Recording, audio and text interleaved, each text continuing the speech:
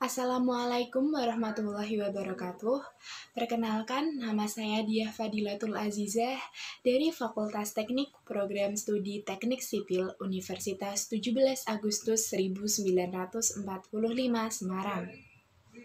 Di sini saya akan mempresentasikan mengenai prosedur desain bendung. Untuk prosedur desain bendung ada 5 tahapan. Yang pertama, ada merancang desain bendung, lalu yang kedua ada analisis kontrol stabilitas tubuh bendung, untuk yang ketiga ada kebutuhan stabilitas, yang keempat ada bangunan pelengkap bendung, dan yang terakhir ada bangunan pelindung. Tahap pertama yakni merancang desain bendung.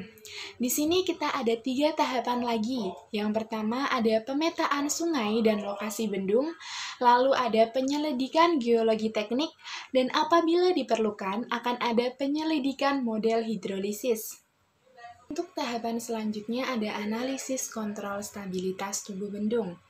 Yang pertama ada tekanan air, di mana bangunan bendung mendapat tekanan air bukan hanya pada permukaan luarnya saja, melainkan juga pada dasar tubuh bangunan itu.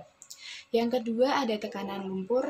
Tekanan lumpur bekerja terhadap muka hulu bendung atau terhadap pintu-pintu bendung. Selanjutnya ada reaksi pondasi. Reaksi pondasi boleh diandaikan berbentuk trapesium dan tersebar secara linier. Selanjutnya ada gaya gempa. Faktor minimum gaya gempa yang akan dipertimbangkan adalah 0,1 gram perapatan gravitasi sebagai harga percepatan. Faktor ini hendaknya dipertimbangkan dengan cara mengalihkannya dengan massa bangunan sebagai gaya horizontal menuju ke arah yang paling tidak aman, yakni arah hilir. Lalu ada berat bangunan. Berat bangunan bergantung kepada bahan yang dipakai untuk membuat bangunan itu. Untuk tahapan selanjutnya ada kebutuhan stabilitas. Kebutuhan stabilitas ini ada 3 macam, yakni gelincir, di mana sepanjang sendi horizontal atau hampir di atas pondasi. Lalu sepanjang pondasi, dan yang terakhir ada sepanjang horizontal dalam pondasi. Yang kedua ada erosi bawah tanah atau kita menyebutnya piping. Lalu yang ketiga ada guling atau overturning, di mana di dalam bendung, kemudian ada pada dasar bendung dan pada bidang di bawah dasar bendung. Untuk tahapan selanjutnya ada bangunan pelengkap bendung. Bangunan pelengkap bendung dirancang sesuai kebutuhan dan fungsi dengan berpijak pada pedoman kriteria perencanaan. Bangunan pelengkap bendung memiliki beberapa jenis bangunan pelengkap yang terdapat pada bendung.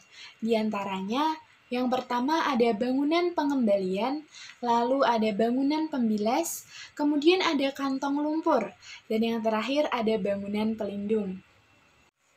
Kemudian ada penetapan desain bangunan utama. Ada uji model pradesain bangunan utama. Uji model ini dilakukan terutama pada jenis aliran yang terjadi pada mercu bendung, lalu ada keamanan tubuh bendung. Data yang dibutuhkan untuk melakukan uji model bendung antara lain, yang pertama, desain atau dimensi bendung, lalu yang kedua ada ruas sungai, bagian atas, tengah, dan bawah, lalu ada debit aliran. Dalam penetapan desain bangunan utama, perlu adanya penyempurnaan desain bangunan utama. Cara menyempurnakan desain hasil uji model, penyelidikan model, biasanya tidak dipakai untuk pemulihan lokasi. Indikasi bahwa desain bangunan utama diperbaiki berdasarkan evaluasi hasil uji model. Antara lain, yang pertama ada adanya perbaikan atau penyempurnaan terhadap desain, lalu yang kedua ada dilakukannya analisis ulang, dan terakhir ada evaluasi uji model. Dalam tahapan akhir penetapan desain bangunan utama, yakni ada penetapan desain definitif bangunan utama. Tujuan penetapan desain definitif bangunan utama adalah untuk menjelaskan dan mendapatkan persetujuan terhadap desain hasil penyempurnaan berdasarkan uji model. Sekian presentasi yang dapat saya bawakan. Maaf apabila ada kesalahan.